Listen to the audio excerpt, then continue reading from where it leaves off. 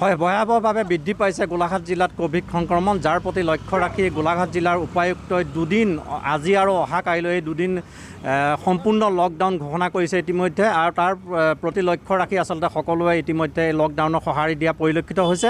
আৰু মই বৰ্তমান উপস্থিত আছোঁ দেৰগাঁও নগৰৰ মাজমজিয়াত উপস্থিত আছোঁ। ভিডিঅ' জাৰ্নেলিষ্ট পাপুৱে কিছু দৃশ্যাংশ দেখাব। ইয়াত দেখা গৈছে যে আৰক্ষী বিষয়াসকলে, যিসকল দেৰগাঁও আৰক্ষী বিষয়া, সকলো তৎপৰ হৈ পৰা পৰিলক্ষিত হৈছে আৰু প্ৰতিখন যান বাহন, দোকান পোহাৰ ইত্যাদি তেওঁলোকে তদাৰক কৰা পৰিলক্ষিত হৈছে।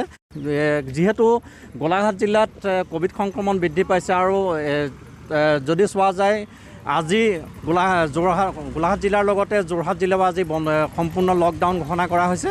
আৰু ইতিমধ্যে দেখিছে যে পথত জৰুৰী যান বাহন যিকেইখন আছে সেইকেইখনে যোৱা হৈছে। আৰু ইয়াত দেৰগাঁও প্ৰশাসনে প্ৰতিখন গাড়ীত তদাৰক কৰা পৰিলক্ষিত হৈছে। যিহেতু আনহাতে দেখা যায় যদি আন্তঃজিলা যাতায়াত বন্ধ হৈ আছে।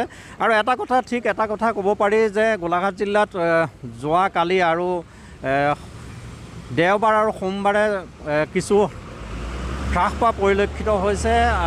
দেওবাৰ দিনটোত 1.5 হ্ৰাস পাইছে আৰু ঠিক সেইদৰে দেওবাৰ দিনটোত 1.5 আৰু সোমবাৰ দিনটোত 2.1 হ্ৰাস পোৱা পৰিলক্ষিত হৈছে। এনে যদি পৰিস্থিতি হয় তেতিয়াহ'লে এইটো এটা ভাল খবৰ বুলি ক'ব পাৰি সমগ্ৰ গোলাঘাট জিলাৰ বাবে। মই দেৰগাঁও আৰক্ষী বিষয়া আছে, তেখেতৰ পৰা কিছু জানিবলৈ চেষ্টা কৰিম। আপোনাৰ যিহেতু দুদিন লকডাউন ঘোষণা কৰিছে, আপোনালোকে গোলাঘাট জিলাৰ লগতে দেৰগাঁও অঞ্চলত আপোনালোকে কেনেধৰণৰ তৎপৰতা আৰম্ভ কৰিছে? আজি যিহেতু গোলাঘাট জিলা প্ৰশাসনে গেলামাল দোকান আৰু পাচলি দোকান, ফল মূল দোকান বন্ধ কৰি দিয়া পৰিপ্ৰেক্ষিতত যথেষ্ট জনসমাগম কম হৈছে। আৰু আমিও আমাৰ আৰক্ষী প্ৰশাসনো যথেষ্ট সষ্টম হৈ আছোঁ ৰাতিপুৱাৰ পৰা, যাতে কোনোৱে এনেকুৱা ধৰণৰ আইন ভংগ কৰিব নোৱাৰে।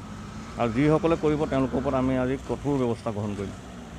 হয়, এয়া হৈছে দেৰগাঁও আৰক্ষীৰ ভাষ্য। তেওঁলোকে কৈছে যে যি আইন ভংগ কৰিব, 188 ধাৰাত যি আইন মতে দণ্ডনীয় হ'ব, সেই ধাৰা যিসকলে আইন ভংগ কৰিব তেওঁলোকৰ ওপৰত দিয়া হ'ব। গতিকে দেখা গৈছে যে দেৰগাঁও যি আৰক্ষী, এই আৰক্ষী বিষয়াসকলে তৎপৰ হোৱা পৰিলক্ষিত হৈছে। আৰু যদি মই পুনৰবাৰ কৈছোঁ, গোলাঘাট জিলাত যোৱা দুদিন ধৰি কিছু হ্ৰাস পোৱা পৰিলক্ষিত হৈছে কোভিড সংক্ৰমণ। তাৰ প্ৰতি লক্ষ্য ৰাখি যদি এনে ব্যৱস্থা বাহাল থাকে তেতিয়াহ'লে ক'ব পাৰি যে গোলাঘাট জিলাৰ বাবে এটা ভাল খবৰ নিশ্চয় আহিব।